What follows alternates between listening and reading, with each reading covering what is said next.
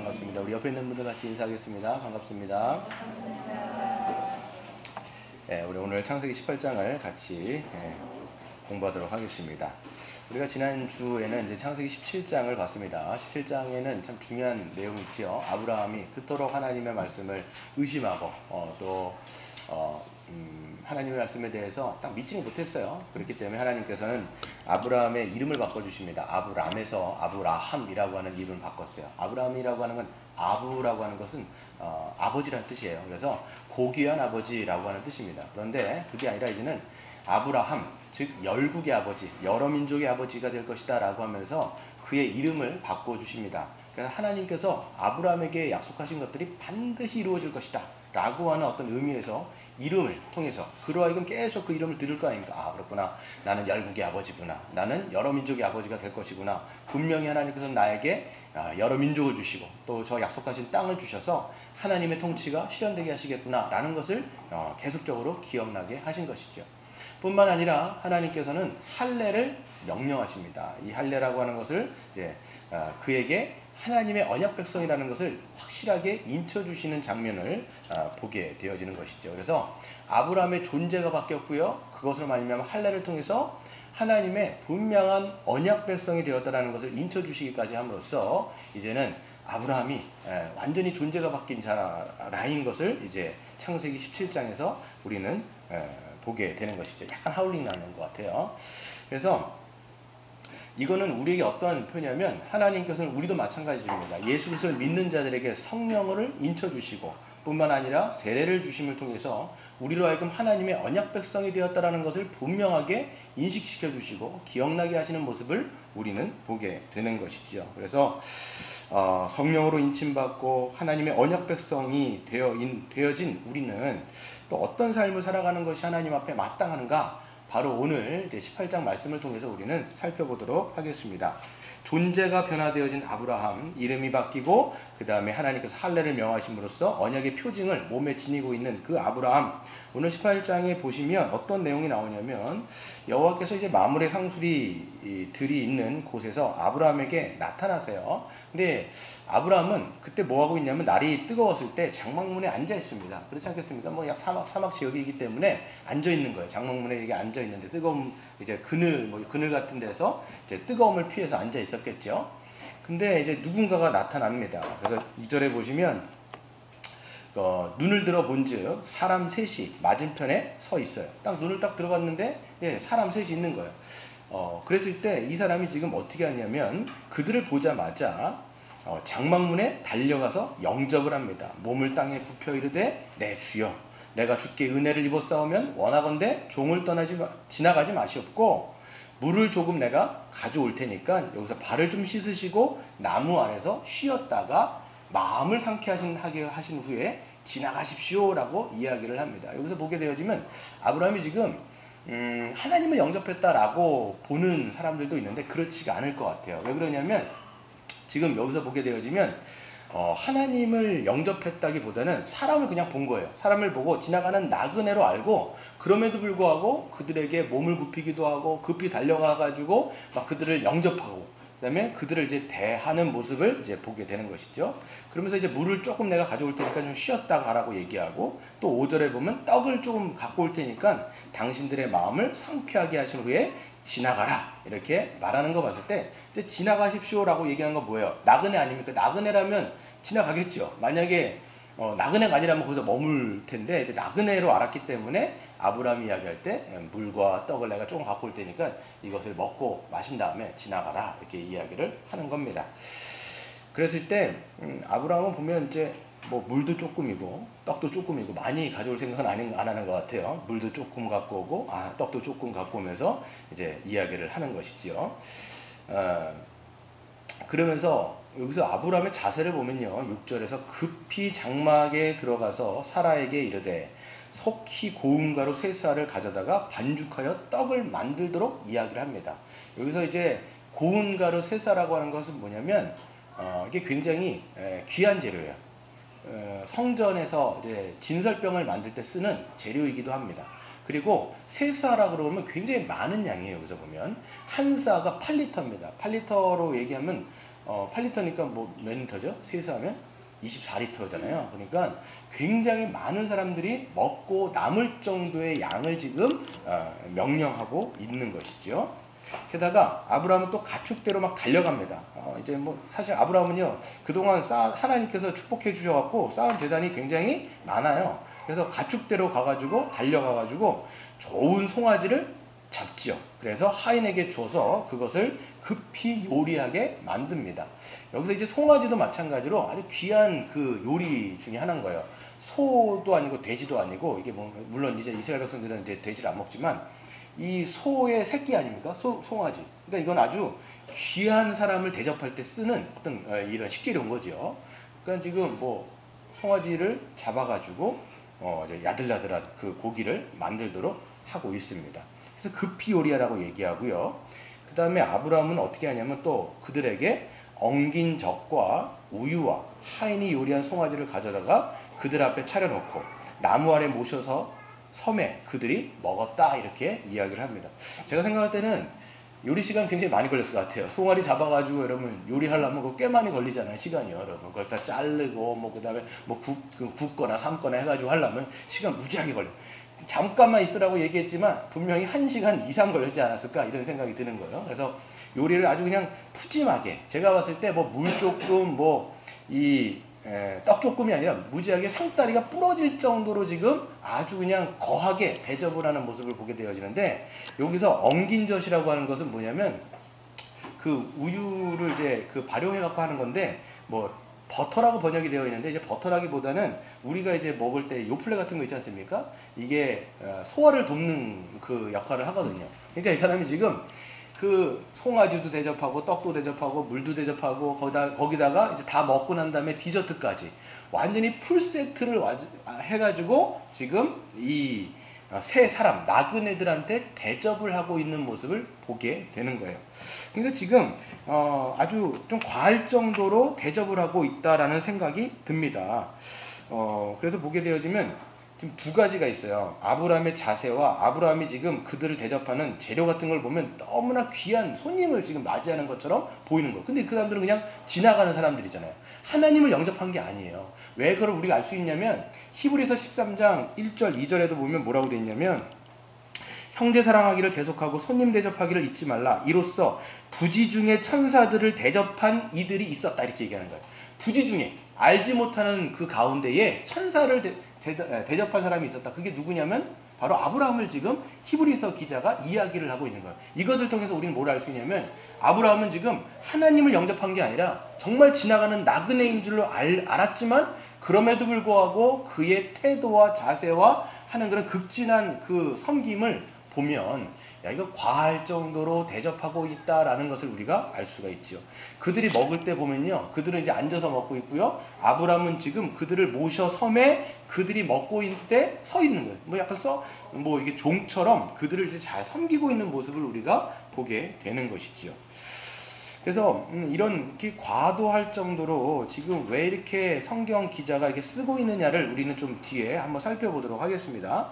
다 먹었어요. 그래서 이제 이 세 나그네들이 다 먹고 난 다음에 이제 물어봅니다. 9절에 보면 그들이 아브라함에게 이르되 내 아내 사라가 어디 있느냐 이렇게 묻는 거예요. 그랬을 때 장막에 있습니다 이렇게 얘기해요. 그가 또 이르시되 내년 이맘때에 내가 반드시 너에게 돌아오리니. 내가 돌아올 거라는 건 뭐냐면 하나님께서 이제는 너의 삶 가운데 간섭하시겠다.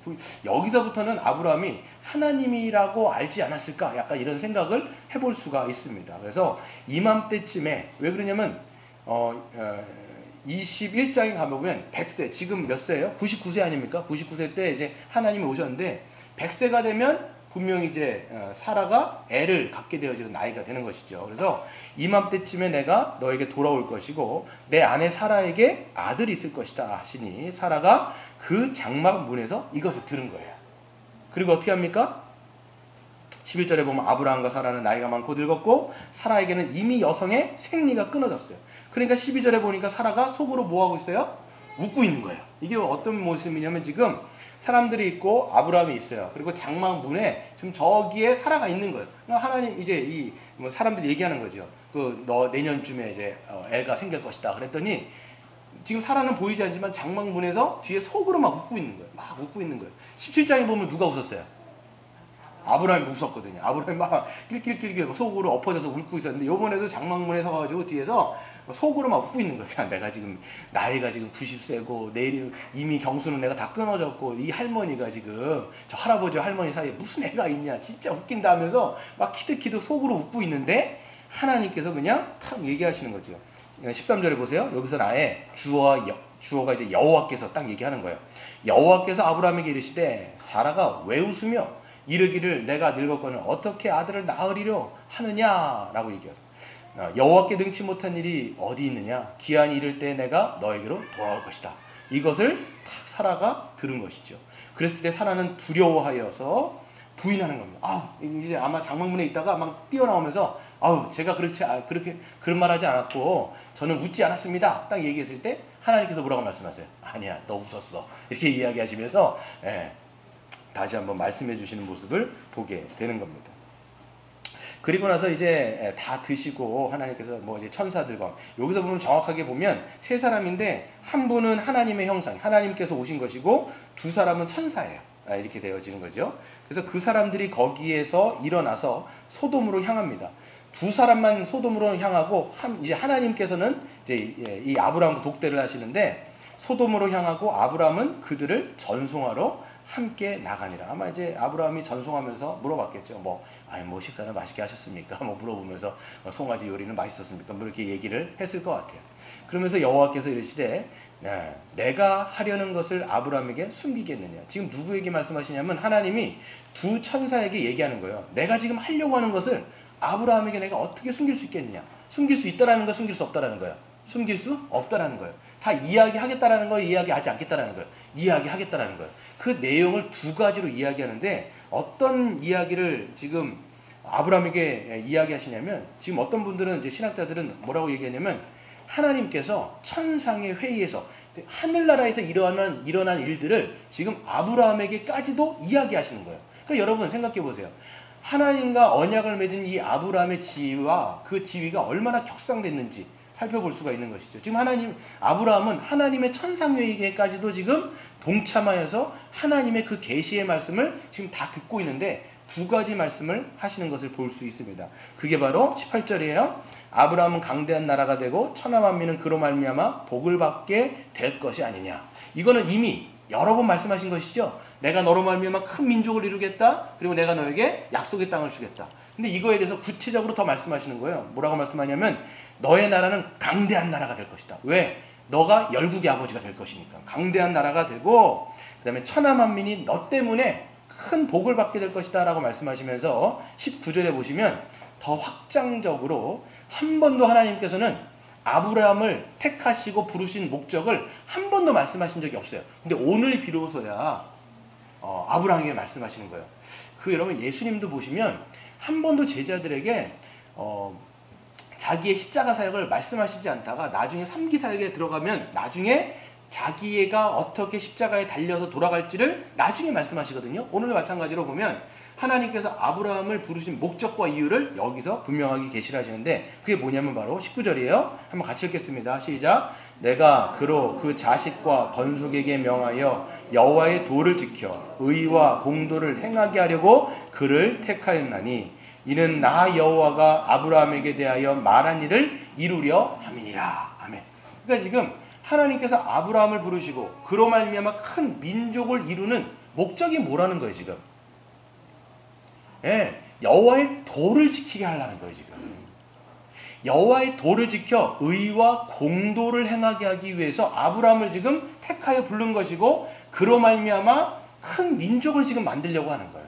여러분 잘 생각해 보세요. 지금까지 쭉 아브라함 파트를 우리가 생각해 봤는데 아브라함을 통해서 지금 하나님의 약속 뭐예요? 하나님 나라를 이루시기를 원하셨잖아요. 그 하나님의 나라를 이루시려는 목적이 뭐냐면 하나님의 도를 지키는 거예요 여러분. 하나님의 도라고 하는 뜻은 뭐냐면 하나님의 길, 하나님의 뜻 이런 뜻이에요 여러분. 하나님의 길, 하나님의 뜻.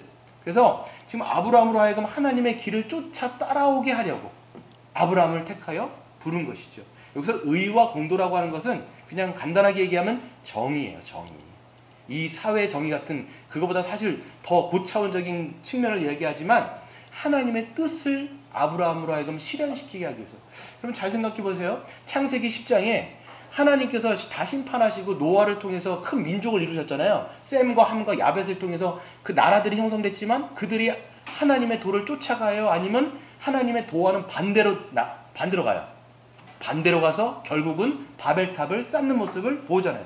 그러니까 모든 세상이 다 하나님의 도를 반대로 갔을 때 하나님은 그때 아브라함을 부르신 거예요. 안 되겠다. 이 모든 민족은 안 되고 아브라함을 통해서 내가 다른 하나님의 세상, 하나님이 진짜 원하시는 그 하나님의 도를 지키는 그 세상을 내가 아브라함을 통해서 만들겠다 라고 하시면서 여기서 그 목적을 말씀을 하시는 것을 보게 되는 것이죠. 그래서 여러분 결국은 보면 아브라함을 통해서 누가 나옵니까? 이삭이 나옵니다. 이삭을 통해서 야곱이 나오죠. 야곱을 통해서 12명의 아들이 낳고 12명의 아들을 통해서 이스라엘이라고 하는 민족이 되어집니다. 그래서 하나님께서는 그 민족을 통해서 무엇을 원하셨냐면 하나님의 도를 행하기를 원하신 거예요. 근데 여러분 이스라엘 백성도 여러분 성공해요? 실패해요? 안 된다라고요. 그래서 나중엔 결국은 정말 하나님의 마음에 합한 자 다윗까지 세웠음에도 불구하고 다윗을 이후로 솔로몬이 되어졌고 솔로몬 이후에 르호보암과 여로보암을 해갖고 남유다와 북이스라엘이 갈리잖아요. 그런데 이 남유다와 북이스라엘도 하나님의 도를 지켜요? 못 지켜요? 계속적으로 우상 숭배하고 하나님께서 원하시는 그 법을 지키며 살아가는 것이 아니라 자기 멋대로 살아가다가 결국은 하나님 역사 가운데 완전히 사라지게 되어지는 것이 이스라엘의 형국인 거죠. 그러니까 하나님께서는 결국은 하나님 나라의 진짜 왕이신 누구를 이 땅 가운데 보내세요? 예수 그리스도를 이 땅 가운데 보내셔서 우리의 죄의 문제를 해결하기 위해서 십자가에서 죽으심으로 말미암아 우리가 여러분 복음의 기초를 다 했습니다. 예수님의 십자가의 죽음은 어떤 죽음이었어요? 형벌 대속적 죽음이에요. 우리의 모든 죄를 도말하기 위해서 형벌 대속적 죽음을 죽으셔서 우리의 모든 죄의 문제를 해결하시고 그래서 십자가를 통해서 우리를 구원하신 거예요. 그래서 예수 그리스도를 믿는 자는 성령을 받아 그리스도와 연합되어져서, 그렇죠? 우리가 예수를 믿으면 성령께서 우리를 그리스도와 연합시켜서 우리를 그리스도 안에서 뭘로 만드세요? 네. 뭐를 만드세요? 참된 하나님의 백성이 되게 하신다라는 거예요. 그래서 여러분 이 그리스도를 믿는 자들은 그리스도와 연합되어서 참된 하나님 나라의 백성인 교회가 되는 겁니다. 그렇기 때문에 믿음으로 그리스도와 연합된 교회가 바로 참된 아브라함의 후손이다 라고 말씀할 수 있어요. 그래서 진짜 하나님 나라의 백성이 누구냐? 바로 교회인 거예요. 지금 예수님을 믿어 그리스도 안에 들어가서 그리스도의 통치를 받고 우리의 머리 대신 주님의 통치를 받아 그분의 모든 뜻대로 그분의 도와 그분의 도를 지켜 의와 공도를 행하는 그런 백성이 바로 이 교회인 거예요. 이 교회가 그렇게 중요한 것이죠. 그래서 하나님은 이 교회가 뭡니까? 성령으로 인쳐주셔서 우리의 마음을 새 마음, 새 본성으로 바꾸어 주시고 그래서 실제적으로 이스라엘 백성들은 실패했지만 우리는 어떻게 돼요? 하나님의 도를 지켜 의와 공도를 행할 수 있는 자로 만들어 주시는 거예요. 실제적으로 여러분 이 구약의 이스라엘 백성과 신약의 새 언약 백성이 다른 차이점이 뭐냐면 우리는 이제는 하나님의 법을 지켜 순종할 수 있는 존재가 되었다는 것을 여러분 기억하시기를 바랍니다.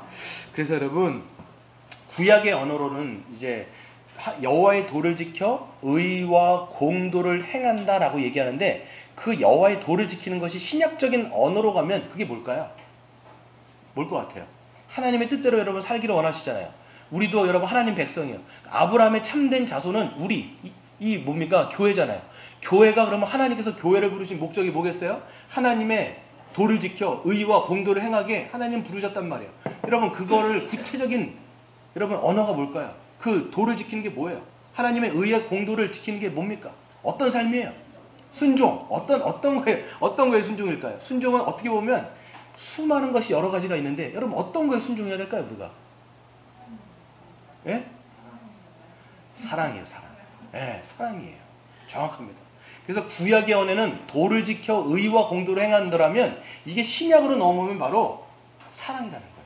내가 너에게 새 계명을 주노니 너희가 서로 사랑하라.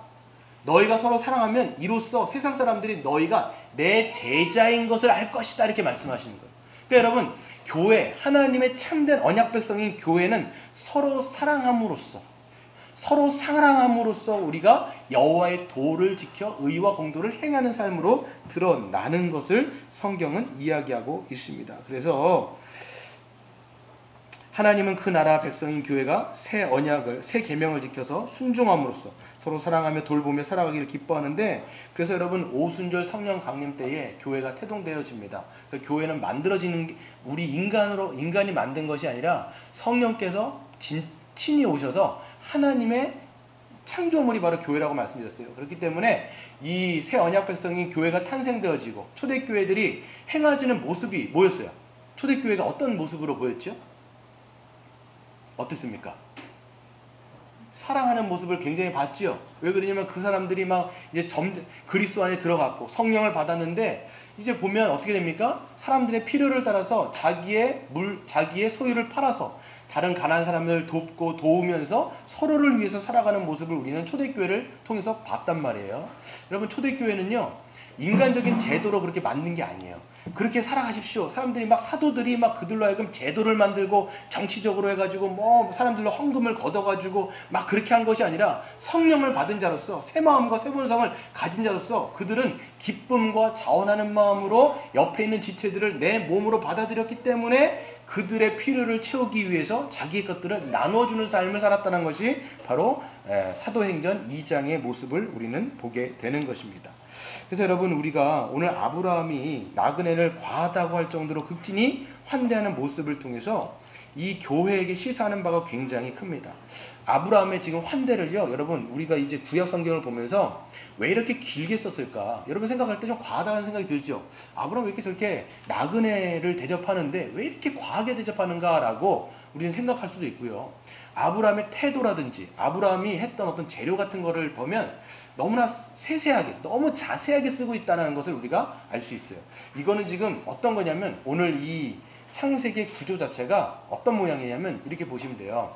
앞에 1절부터 8절까지의 이 아브라함의 환대가 있고요. 그 다음에 하나님께서 아브라함을 부르신 목적이 여기에 나와 있습니다. 그리고 뒤에 아브라함이 또 세상을 향하여 간구하는, 소돔과 고모라를 간구하는 내용이 나와 있는데, 지금 아브라함이 손님을 환대하고 대접하는 것은 하나님의 의와 공도를 어떻게 하고 있는 거예요? 실행하고 있는 것의 예로서 지금 보여주고 있는 거라는 거예요. 이걸 우리가 이 성경 전체의 구조를 통해서 읽어낼 수가 있는 거예요. 지금 과하다고 할 정도로 지금 왜 이렇게 저렇게 하는가? 그러니까 17장에서는 아브라함의 존재가 바뀌었어요. 변화된 존재로서 지금 그는 하나님의 의와 공도를 행하고 있는 것이 이 손님을 환대하고 대접하는 그런 모습으로 드러나고 있죠. 지금도 여러분 베두인이라고 하는 사람들 있잖아요. 어떻게 보면 아브라함의 어떤 그 후손들인데, 지금도 베두인들은요 이 나그네 대접을 굉장히 극진하게 합니다.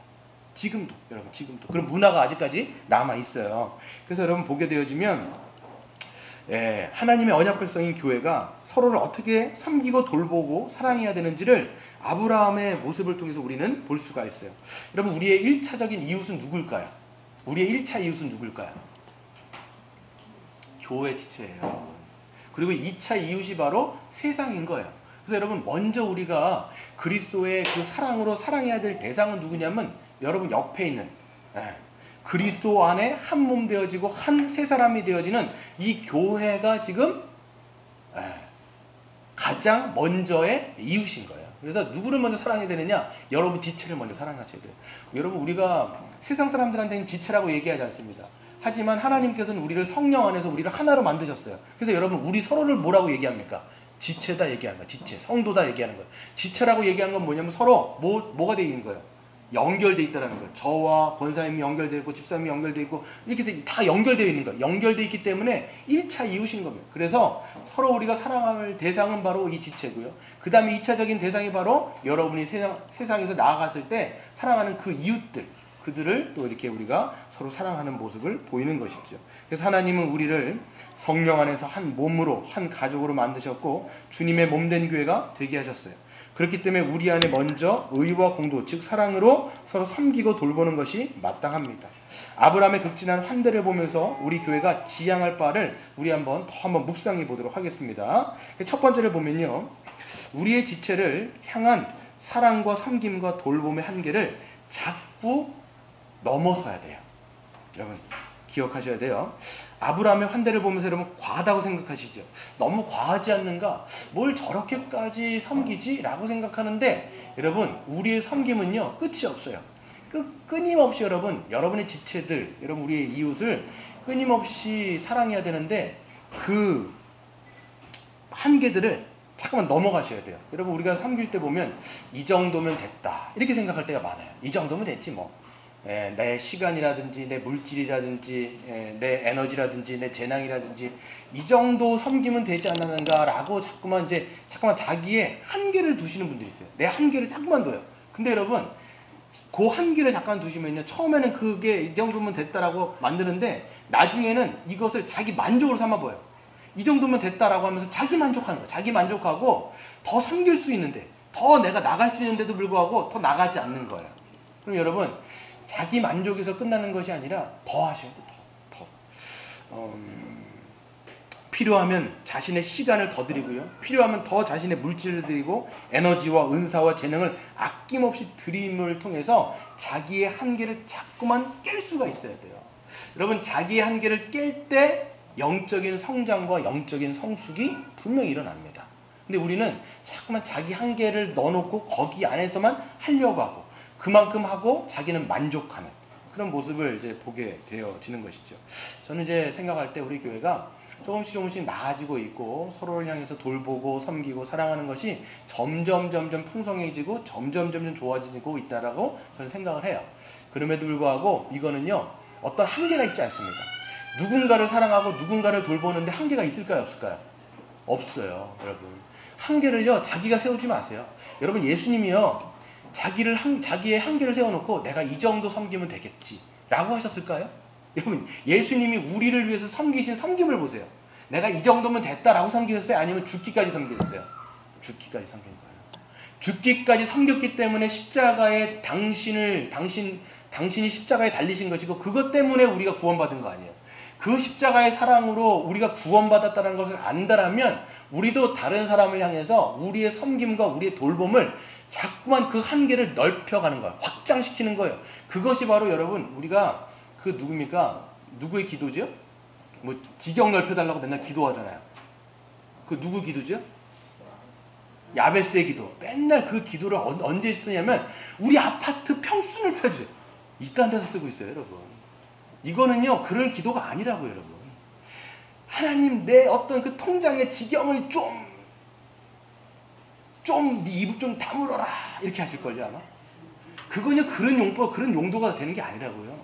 우리의 지경이 넓어져야 되는 건요 기도의 지경이 넓어져야 되고요, 사랑의 지경이 넓어져야 되고 우리의 영적인 안목의 지경이 넓어져야 되는데 어떻게 이 기독교가 잘못 거꾸로 돼가지고 자꾸만 자기중심적으로 되는 거예요. 내가 나만 잘 먹고 잘 살면 된다. 내 자기 지경을 자꾸만 넓히는 거예요. 아니요. 그게 아니라 여러분 구원받은 사람의 지경은요 다 이제는요 우리 구원받은 사람이에요.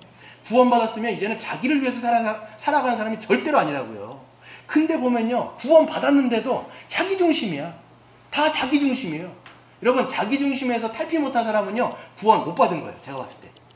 왜 그러냐면 종교성이라는 게 있어요. 그래서 사람들은요 제가 예전 여러 번 말씀드렸죠.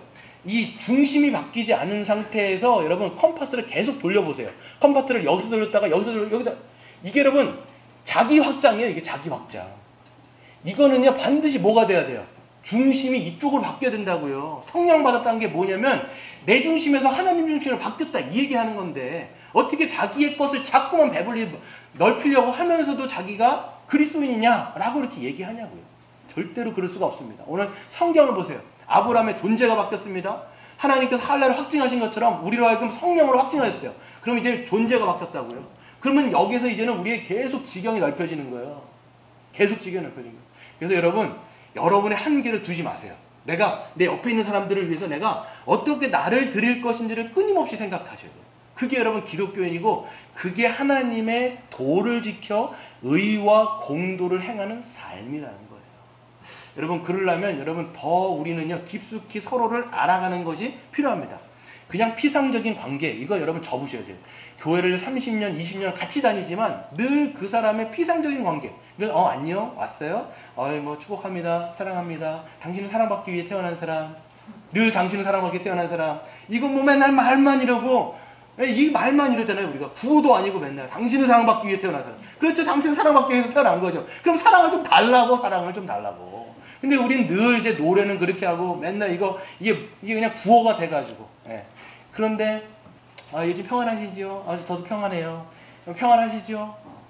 근데 평안하시죠? 라고 하지만 속은 썩었거든요. 지금 자기가 막 썩어가고 있는 거예요. 평안하세요. 저 속이 썩어 문드러져 죽겠어요. 그런데 얼굴은 어떻게 해요? 교회에 오면 우리가 그런 내색하지 않으려고 하는 거예요. 우리가 지금. 그래서 다들 가면 쓰고 있는 거예요. 페르조나라고 하는 뜻이 가면이라는 뜻이거든요. 그게 외식이라는 뜻도 되는 거예요, 원래. 그래서 외식이라는 뜻이 원래 거기에서 나온 거예요. 그래서 우리는 다 가면을 쓰고 가면 무도회를 하고 있는 거예요. 서로 막 가면 무도회. 평안하시죠? 전 죽겠어요. 막 이러면서 막 하는 거고 있는데 속은 막 문드러 죽고 있는데. 근데 이게 소통이 안 되니까 서로 진짜 관계를 안 맺으니까 이게 서로 죽고 있으면서도 서로 관심이 없죠. 여러분 이게 여러분 지금 자금에 모르겠어요. 다른 교회들은 모르겠는데 우리 교회는 점점 좋아지고 있어요. 점점 좋아지고 있어요. 근데 저는 이제 많이 나가고 사역을 하다 보니까 교회의 이야기를 굉장히 많이 듣습니다. 제가 목요일날 교회론을 이제 다른 교회에서 강의를 하고 있는데 거기는 이제 여러 명의 성도들이 모여요. 그냥 딱 보이는데 하는 말이 다 이제 교회에 대해서는 다 뭡니까? 교회는 원래 그런 것 아니야? 뭐 사람 사는 건데 뭐 당연히 그런 게 교회 아닙니까? 그러면서 엄청난 패배주의에 있어요. 정말 패배주의. 그러니까 뭐 당연히 교회도 인간들이 있는 것이고 인간들이 있기 때문에 다 당연히 가갖고 그냥 형식적으로 얘기하고 형식적으로 관계를 맺고 그거 당연히 똑같다는 거예요. 성경에 여러분 잘 찾아보세요. 성경의 신약 성경을 어디를 찾아봐도 여러분 교회의 성도 간의 교제를 그런 식으로 하라는 데가 어디 있습니까, 여러분? 그런 교회는요 잘못된 교회예요. 그런 교회는 건강하지 않은 교회입니다. 그런 교회는 성령이 없는 교회예요. 그런 교회는 죽어가고 있는 교회라고 그냥 딱 보시면 돼요. 네. 성경이 진짜냐, 우리 교회 이 상황이 진짜냐 봤을 때 여러분 뭐가 진짜일까요? 뭐가 진짜일 것 같아요? 성경이 진짜일까요? 아니면 우리의 상황이 진짜일까요? 네, 성경이 진짜예요. 뭐가 안 맞는 거냐면 성경이 진짜이기 때문에 상황이 틀린 거라고요. 그걸 볼 수 있는 안목이 영적인 안목이에요, 여러분. 자꾸 성경은 너무 뜬금없는 얘기하는 거 아니야? 이거 뭐 이런 얘기를 하고 있어. 말도 안 맞게. 이렇게 얘기하는 거는 그냥 여러분의 영적 상황이 그게 안 되고 있는 거예요. 못 보고 있다고. 교회 자체가 그게 안 되고 있다는 거예요, 지금. 그걸 여러분 직시할 수 있느냐? 이게 너무나 중요한 태도인 거예요. 오늘 여러분 아브라함의 태도를 보세요. 그 변화된 존재가 어떤 삶으로 지금 자기 인생을 드리고 있는지를 보시라는 거예요. 두 번째 보시면요. 우리는 혈연적인 가족의 한계를 뛰어넘어서 다른 지체를 가족으로 받아들일 수가 있어야 돼요. 혈연적 가족을 잘 지키면서도, 여러분 혈연적 가족이 있어요. 잘 지키면서도 그 한계를 뛰어넘고요. 다른 지체들을 가족으로 받아들일 수 있는 그 믿음이 좀 있으셔야 돼요. 여러분 우리 주님이 뭐라고 말씀하시냐면 이렇게 말씀하세요. 너희가 너희를 사랑하는 자를 사랑하면 무슨 상이 있으리요? 세리도 이같이 아니하느냐? 또 너희가 너희 형제에게만 무난하면 남보다 더한 것이 무엇이냐? 이방인들도 이같이 아니하느냐? 이렇게 돼 있어요. 여러분 세리라고 하면요 그 당시에 이거 혈세를 착취하면서 자기 배를 불리는 사람들이었어요. 그 사람들도 자기를 사랑하는 사람, 또 자기의 그 혈연적 가족은 챙긴다라는 거예요. 여러분 잘 보세요. 그러니까 우리가 여러분 자기의 혈연적 가족만 챙기는 것은 그거는 이방인들도 하는 거고 믿지 않는 사람들도 하는 거예요. 그렇죠? 그러니까 여러분 우리는요 이 혈연적 가족에서 지평이 넓어져서 어디에서 지평까지 계속 넓어져야 돼요. 자꾸만 교회 안의 가족을 자꾸만 자기의 가족으로 받아들일 수 있는 그런 영적인 믿음이 있으셔야 돼요. 우리가 서로 이제 지체라고 얘기하죠. 형제님, 자매님, 안녕하세요. 우리 막 얘기한단 말이에요. 근데 말은 형제 자매라고 얘기하는데 뭐가 문제냐면 남처럼 대하는 게 문제잖아요. 형제님, 자매님 하지만 서로 이제 남인 거예요. 그리고 이제 여러분 여러분 가족 잘 돌보는 거 중요해요. 맞아요. 자기 혈연적 가족을 잘 돌봐야 되지만 그 지평을 여러분 넘어가세요. 자꾸만 그 지평을 넘어가갖고 옆에 있는 사람을 내 가족, 내 어머니, 내 아버지, 내 형제, 내 자매, 내 동생 이렇게 받아들일 수 있는 것이 진짜 교회예요. 이거 뛰어넘지 못하잖아요. 세리도 그렇게 하고 이방인도 그렇게 하는 거예요. 세리 이방인은요, 그냥 믿지 않는 사람들도 여러분 자기 가족은 다 챙긴다고요. 그렇잖아요. 여러분 누구 안 챙기는 사람이 어디 있어요, 여러분? 다 챙기죠. 여러분 우리가 가족이라고 이야기했을 때 가족은 어떤 거냐면, 가족의 특징이 뭐냐면, 여러분 잘 생각해 보세요. 여러분 가족이요, 서로 맨날 친밀해요? 안 그렇죠? 뭐 아들이 나가는지 안 나가는지 몰라요. 우리가 뭐 얘가 뭐 아침 일찍 나갔다가 저녁 늦게 들어오니까 얘가 들어왔는지 안 들어왔는지 모르겠단 말이에요. 막 뭐 부모님도 아침 일찍 나갔다가 뭐 저녁 늦게 들어오니까 뭐 가끔 만날 수도 없고. 그런데 가족이 언제 드러나냐면, 문제가 생겼을 때. 가족이 여러분 문제, 누가 진짜 심각하게 아프다 그러면 가족들이 어떻게 돼요? 똘똘 뭉쳐요. 그때 뭐 늘 남처럼 굴다가 가족이다 그러면요, 문제가 됐다 그러면 싹 다 모여가지고 그때 그냥 같이 막 해결책을 막 도모하고, 같이 어떻게 살았는지, 누가 뭐 병 걸렸어요 그러면 여러분 어떻게 해요? 아버지는요, 가산 다 털어가서라도 자기 아들 살리려고 얘기하잖아요. 그게 가족이거든요. 마찬가지로 여러분 교회가 진짜 가족이라고 얘기한다면, 누군가에게 여러분 문제가 생겼어요, 누군가에게 정말 심각하게 아프거나 뭐가 해요. 그럼 어떻게 할까요? 자기 물질도 나누는 거예요. 정말 저 사람을 위해서 내 거를, 물질을 나누고. 그래서 여러분 헌금하는 거예요. 헌금을 왜 하냐면, 제가 늘 말씀드리지만, 하나님 앞에 우리가 헌금이라고 하는 건 예배의 한 요소이기 때문에 봉헌해서 하나님 앞에 올려드리는데, 하나님이 돈 쓸 일이 어디 있겠어요, 여러분? 아우 내가 요즘 전세가 부족해가지고 내가 30만 원이 부족. 여러분 하나님 그러시지 않잖아요. 하나님은 이 헌금이 다 어디다 쓰이기를 원하냐면 이거예요. 우리 지체들한테 구제되어지고, 여러분 구제의 1차 대상은 여기 안에서요. 여러분 1차적인 교회, 지체들을 위해서 우리가 쓰는 거예요. 그리고 2차적인 대상, 우리가 정말 하나님께서 너무 풍족하게 우리에게 주셔가지고 이 헌금이 남는다 그러면 또 이제 세상 가운데다가 우리가 또 흘려보내는 건데, 여러분 잘 생각해보세요. 헌금하는 거 다 이게 뭐냐면 이 지체들을 위한 거예요. 그래서 한 가족으로 살아가는 건 뭐냐, 바로 이제 혈연적 가족을 뛰어넘어서 다른 지체들을 진짜 가족으로 받아들이고, 실제적으로 문제가 생기면 같이 기도하고 같이 그 사람들을 돌보고 섬기는 것이 바로 아브라함의 오늘 태도를 통해서 우리는 알 수 있는 것입니다. 또 세 번째 보면요, 세 번째는 교회의 자녀들을 잘 양육하여 도를 지켜 의와 공도를 행하는 것이 무엇인지를 잘 가르쳐야 돼요. 오늘 여러분 생각해 보세요. 19절에 보시면 하나님께서 아브라함만 얘기하세요, 아니면 아브라함의 자손들까지 얘기하세요? 자손들까지 얘기하잖아요. 내가 너와 네 건석들을 부른 이유가 뭐냐면, 너희 모든 자손들도 다 하나님의 도를 지켜 의와 공도를 행하게 하기 위함이야. 교회가 마찬가지예요. 교회는요, 애들이 있어요. 애들이, 우리가 점점 애들이 낳잖아요. 지금 애들이 뭐 계속적으로 낳는단 말이에요. 그 아이들한테도 뭐를 가르쳐야 되냐면 하나님의 도가 뭔지. 여러분 우리가 길거리 나가면 뭘 알아요? 여호와의 도를 아십니까? 이렇게 얘기하잖아요. 도를 아십니까? 그런데 아이들한테 그 여호와의 도가 뭔지 아냐? 이렇게 물어봐야 되는 거예요. 그래서 그 복음에 합당한 삶이 무엇인지를 계속 알려줘요. 복음이 뭔지 먼저 알려주셔야 돼요. 하나님이 누구신지, 예수 그리스도가 우리를 이 땅 가운데 왜 오셔가고 그 일들을 통해서 우리를 어떻게 구원하셨는지, 구원받은 백성들이, 구원받은 자녀들이 이 세상 가운데서, 이 교회 안에서 어떻게 살아가야 되는지를 아이들한테 끊임없이 가르쳐야 된다는 거예요. 그래서 주일학교가 필요한 거예요. 지금 여러분 주일학교, 여러분 신경 얼만큼 쓰세요? 주일학교를 위해서 얼만큼 기도하십니까? 여러분 주일학교가 지금 우리 눈에 안 보여요. 지금 제가 이제 다음 주부터 지금 교사를 모집할 생각인데, 주일학교 진짜 중요해요. 여러분 아이들이요, 이 세계관, 복음적인 세계관이 진짜 중요하다고요. 애들이 왜 대학교 돼가고 다 떠난 줄 아십니까? 교회 안에서 진짜 배워야 될 하나님 나라의 복음을 모르는 거예요. 하나님 나라의 세계관이 없으니까 세상에 나가면 다 깨져버리는 거예요. 왜? 세상 가면 좋거든요. 얼마나 즐길 거리가 많고 얼마나 그 문화가 센지요. 그러니까 여러분 이 교회 교육은 언제 끝나야 되냐면 20세가 되기 전에 다 끝나야 돼요. 그 세계관이 딱 장착이 되잖아요. 그러면 자기가 대학교를 갈 때 내가 하나님을 위해서 어떤 과를 내가 정하고 어떤 진로를 찾아야 될지를 그때 다 발견하는데, 이게 교회 안에서 교육이 안 되다 보니까 사람들은요, 학교 갈 때도 자기 점수 맞춰가지요. 또 나중에 여러분 직장을 잡을 때도 연봉 따져가죠. 세상하고 뭐가 다릅니까 여러분?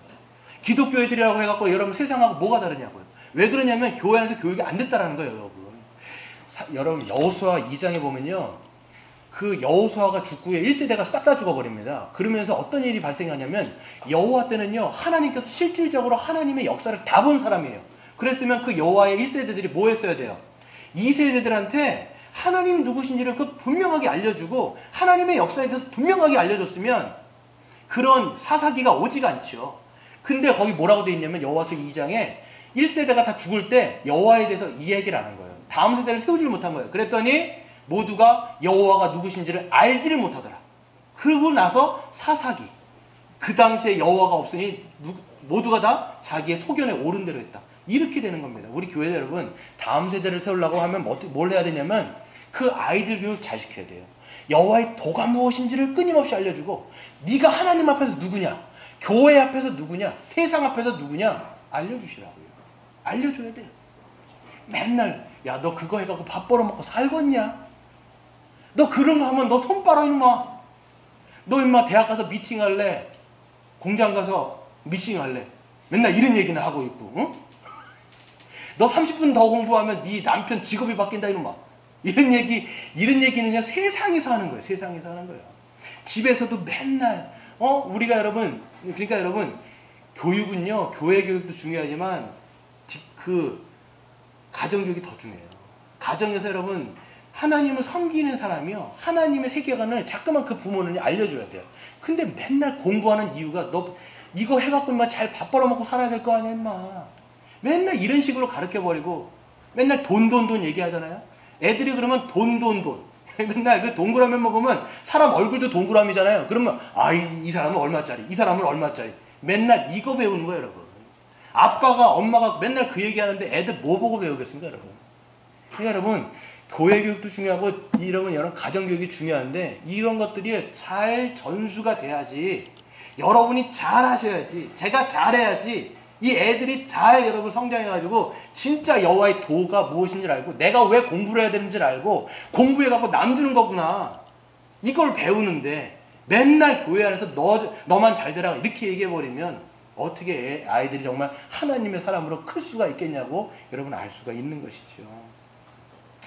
그래서 여러분 시간이 많이 지나갖고 끝을 더 해야 되는데 한 가지만 더 말씀을 드리고 마치도록 하겠습니다. 오늘 여호와의 도를 지켜 의와 공도를 행하게 하려고 널 불렀다라고 얘기하는데 그 말씀을 마친 다음에 그 두 명의 천사는 소돔과 고모라로 갑니다. 소돔과 고모라로 가고 하나님은 남으세요. 하나님은 남으시는데 하나님과 독대해갖고 아브라함이 막 얘기를 하는데 여러분이 알고 있는 내용이죠. 어떤 내용이야? 어떤 내용을 이야기하죠?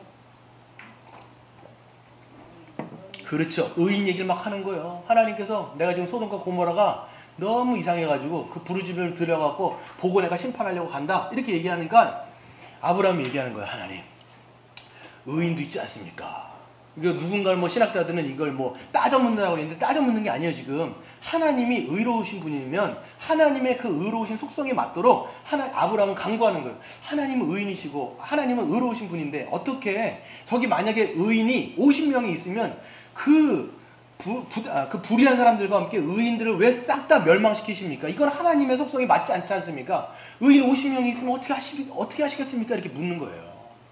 그랬을 때 하나님께서 내가 의인이 50 있으면 내가 안 망하게 하겠다. 그러니까 아브라함이 그럼 50이 없다는 얘기네? 그렇게 얘기하면서 몇 명이 얘기해요? 45명. 5명 죽였어요? 45명 있으면 어떻게 되겠습니까? 그랬을 때 그래? 45명이 있으면 내가 그 소돔과 고모라 멸망하지 않을게. 그렇구나. 그러면 하나님, 제가 죄송한데 제가 정말 티끌과 같은 제가 다시 한번 묻겠습니다. 하나님, 30명, 이번에 30명이 있으면 어떻게 하겠습니까? 그래, 30명이 있어도 내가 그럼 멸망하지 않겠지만 30명이 없다. 이렇게 얘기하니까 또 어떻게 합니까? 하나님, 진짜 죄송한데요. 진짜 너무 죄송한데요. 20명 있으면 어떻게 하시겠습니까? 그랬더니 하나님께서 20명도 없다라고 말씀하시는 거예요. 그리고 마지막 몇 명까지 가요? 10명까지 가는 거예요. 10명. 하나님, 마지막, 진짜 마지막 10명 어떻겠습니까? 그랬을 때 하나님께서 뭐라고 하세요? 10명이 있으면 내가 멸망하지 않게 하겠다. 그리고 하나님하고 아브라함의 그 대화는 끝났어요. 10명이 있다라는 거예요? 없다라는 거예요? 없다라는 거예요. 10명 이하로 왜 안 물어봤을까요? 그 당시 10이라고 하는 숫자는요, 가장 작은 단위인 거예요. 그러니까 10명이 없는 건 아예 없는 거죠. 그러니까 이제 아브라함도 더 이상 물어볼 수가 없는 거예요.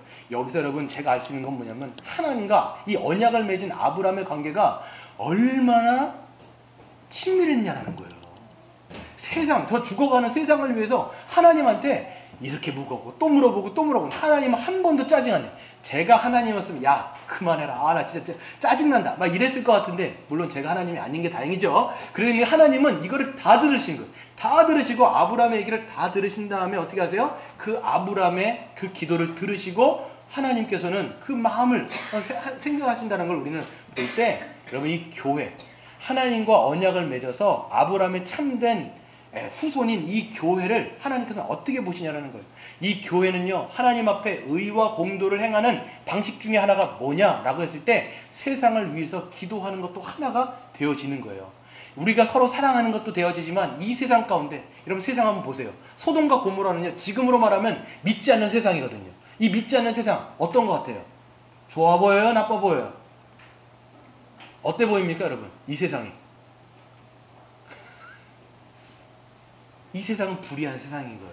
소돔과 고모라와 똑같습니다 여러분. 지금 보면요 똑같이 불의하고 악한 이 세상 가운데 이 교회가 해야 되는 것이 뭐냐? 하나님 앞에 간구하는 거예요. 하나님 이 세상을 이 세상 가운데 하나님의 뜻이 하나님의 그 뜻이 하늘에서 이루어진 것 같이 이 땅에서도 좀 이루어지도록 하나님의 그 의의 통치가 이 세상에서도 좀 실현될 수 있도록 기도하는 측면도 하나가 있고요. 그 다음에 여러분이 실질적으로 직장에 나가서요 어떤 면에 있어서는 그 공의를 정의를 하나하나 여러분 보이는 만큼 할 수 있어요. 보이는 만큼. 근데 여러분 저는 쉽지 않다고 생각합니다. 여러분이 다니는 직장 얼마나 힘들어요. 여러분 직장에는요 직장 자체가요 어떤 구조가 있거든요. 악한 구조가 있는데 여러분 뭐 끼껏해야 대리고 과장이지 않습니까? 뭐 그런 여러분 지금 직책이 있는데 여러분 우리가 뭐 아유 부장님 이거는 너무 불리하다고 생각합니다. 이거 어떻게 생각합니까? 그럼 부장님 뭐라고 말씀하세요? 꺼져. 이렇게 얘기할 거 아니에요. 그럼 어떻게 해야 돼요? 꺼져야죠. 뭐 꺼진 다음에 여러분이 보이는 만큼 할 수 있는 것만큼 하다가 여러분이 정말 우리가 참고 나중에 여러분들이 어떤 직위가 올라가면 그때 여러분들이 뭔가를 조금씩 한번 해보는 거예요. 그러려면 어떻게 되냐면 하나님의 정의, 하나님의 공의가 무엇인지를 여러분이 알고 여러분의 진짜 실상에서 하나하나 해보는 것이 바로 아브라함의 진짜 우선인 교회가 감당해야 되는 모습이라는 것을 우리는 보게 되는 것이죠. 오늘 말씀을 마치도록 하겠습니다. 하나님께서는 아브라함을 왜 부르셨다고요? 하나님의 도를 지켜 의와 공도를 행하게 하기 위함인 거예요. 아브라함의 참된 자손은 누구입니까? 바로 우리 교회인 것이죠. 교회도 마찬가지예요. 하나님의 도를 지켜 의와 공도를 행하여 하나님의 세 계명인 그 사랑을 실천하는 그런 주님의 몸된 교회가 되기를 주의 이름으로 축원드립니다.